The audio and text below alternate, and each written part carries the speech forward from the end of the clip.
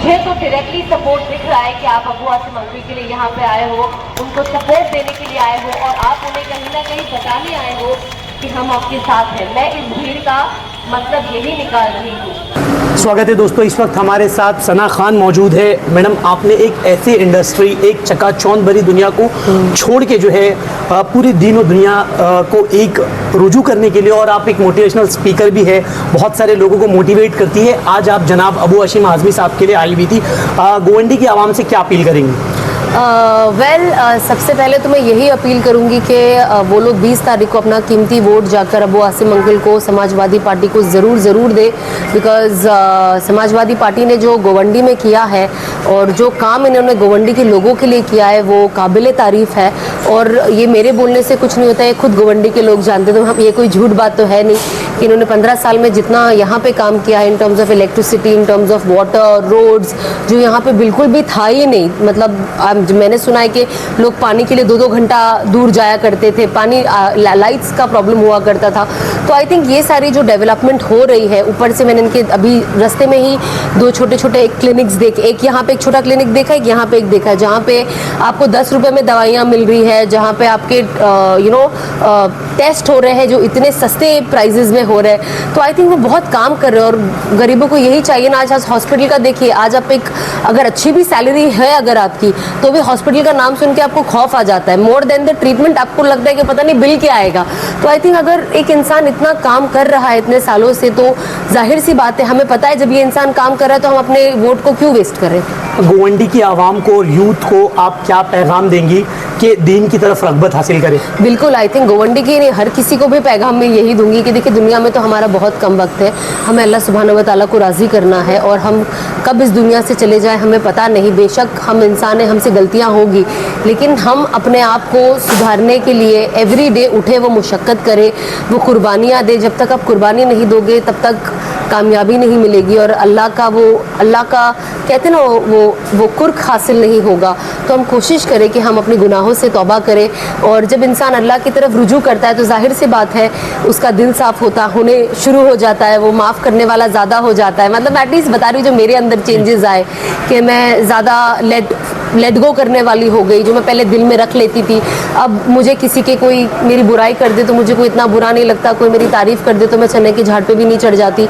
मैं बहुत मिडिल रहती हूँ क्योंकि मुझे पता है एक दिन मुझे चले जाना है और कुछ टाइम के बाद मुझे कोई याद नहीं रखेगा, मेरे खुद की औलाद शायद याद ना रखे। तो असल है कि हम अपने अमाल पे ध्यान दें और हम अपने आप को अल्लाह के आगे हम खड़े रहना है। हमें एक दिन हमें वो सोच के अपनी ज़िंदगी जीनी है, तो बस अच्छा काम करें और अच्छाई की दावत दें। मैम, जिस तरीके से आपने एक चकाचौंध बड़ी इंडस्ट्री को छोड़कर जो एक दीन का रास्ता अपनाया है, तो बहुत सारे लोग आज आपको अपना रोल मॉडल मानते हैं। उन तमाम लोगों को दीन से जुड़ने के लिए एक आखिरी नसीहत आपकी ओर से? देखिए, मेरी तरफ से रोल मॉडल तो सिवाय रसूलुल्लाह सल्लल्लाहु अलैहि वसल्लम के कोई हो ही नहीं सकता। हम बस कोशिश करें कि हम उन्हें फॉलो करें। जब इंसान कोशिश करेगा, मैं कहती हूँ उनकी तो इतनी खूबियाँ हैं कि हम बता भी नहीं सकते, लेकिन अगर उसमें से कुछ खूबियाँ भी हमारे अंदर आ गई तो अल्लाह सुब्हानहू व तआला हमसे कितना राज़ी होगा। और हम उनकी कुर्बानी ना भूलें, हम अहले बैत की कुर्बानी ना भूलें। हम जो सहाबाओं ने कुर्बानियाँ दी है इस दीन को आज ज़िंदा रखने के लिए, ये उनकी कुर्बानियों का नतीजा है जो आज हमारे अंदर कलमा है, आज हम मुसलमान हैं, आज हम अल्लाह में यकीन रखते हैं बिना देखे, हम कुरान में यकीन रखते हैं बिना देखे, हम आखिरत को मानते हैं बिना देखे। हर चीज़ गैब की है इस्लाम में, लेकिन हम यकीन रखते हैं कि ये है। तो ये क्या है? ये इनकी कुर्बानी है और ये इनका मैसेज है।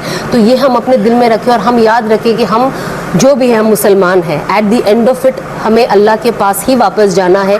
इंसान यहाँ पे उसका क्या रुतबा है, वो कितना बड़ा है, उसके कितने फॉलोवर थे, कितना पैसा था, कितनी प्रॉपर्टी थी, उसकी आँख बंद होते बराबरी सब खत्म हो जाना। देखिए, बाबा अंकल की फौत हुई, बाबा सिद्दीकी साहब की, हाँ, सब खत्म हो गया ना, एवरीथिंग इज ओवर।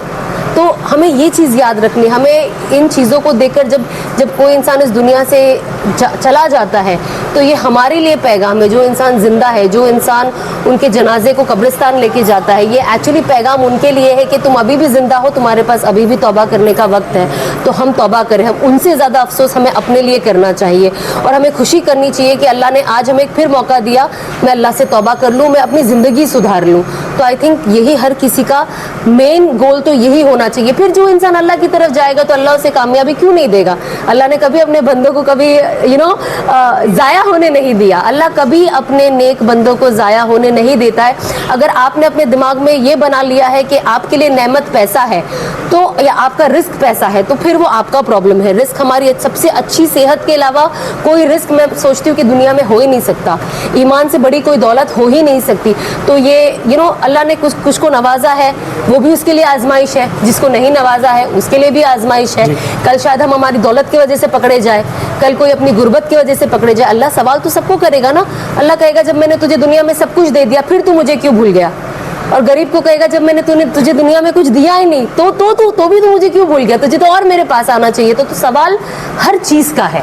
तो हमारी हर चीज़ में शुक्र और हर चीज़ में सब्र होनी चाहिए। और जो चीज़ आप पसंद करते हो आप उसकी हाजत रखें और आप अल्लाह से दुआ करें। इसी तरीके से आप अल्लाह से जुड़े रहोगे। शुक्रिया। और जिस तरीके से आज सना खान मैडम ने यहाँ पर आया और उनका एक बहुत बड़ा जलसा यहाँ पर मुनक्किद किया गया था, बहुत सारे लोग उनके चाहने वाले हैं और उनको सुनने वाले हैं, उनके मानने वाले हैं। इससे गोवंडी के इस MLA इलेक्शन में कितना फ़र्क पड़ेगा? इंशाल्लाह बहुत फ़र्क पड़ेगा, क्योंकि एक सभा नहीं थी, आपने देखा होगा कि 3 सभा थी और बहुत ही कामयाब सभा रही। और अभी सना खान बहुत अच्छी स्पीकर है और लोखंडवाला जैसे इलाके में रहती है और उन्होंने यहाँ पर बताया कि लोखंडवाला में यहाँ से ज़्यादा नशा है। तो नशा जो सामने वाले लोग जो बोल रहे हैं अपोजिशन कि नशा है तो नशा हर जगह है। और ये जीता जागता सबूत है सना खान कि उस तरफ भी बहुत सारा नशा है। तो मैं आपके ज़रिए यही अपील करूँगी कि हमारे मानपुर शिवाजी नगर को बदनाम मत कीजिए, क्योंकि अगर इतना नशा यहाँ पे इस तरीके से वायरल हो गया तो यकीन जानिए यहाँ की बच्चियों को जल्दी कोई शादी नहीं करेगा और यहाँ के बच्चों को कोई नौकरी पे नहीं रखेगा। तो इसीलिए हमारे गवर्नमेंट को बदनाम ना करें, अपने जो काम किया है, जो भी अच्छा काम किया है, जो भी किया उस पर वोट मांगे, ना कि हमारे गवर्नमेंट को बदनाम करके वोट मांगे। शुक्रिया।